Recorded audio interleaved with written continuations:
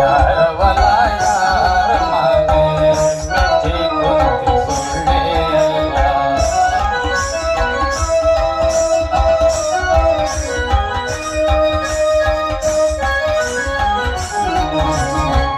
ಅಣ್ಣವ ಬಾಳ ಗಳಿಸಿದ ಎಚ್ಚ ಸಾಯ ತನಕ ತಿನ್ನಿಸಿದೆ ನೋಚ.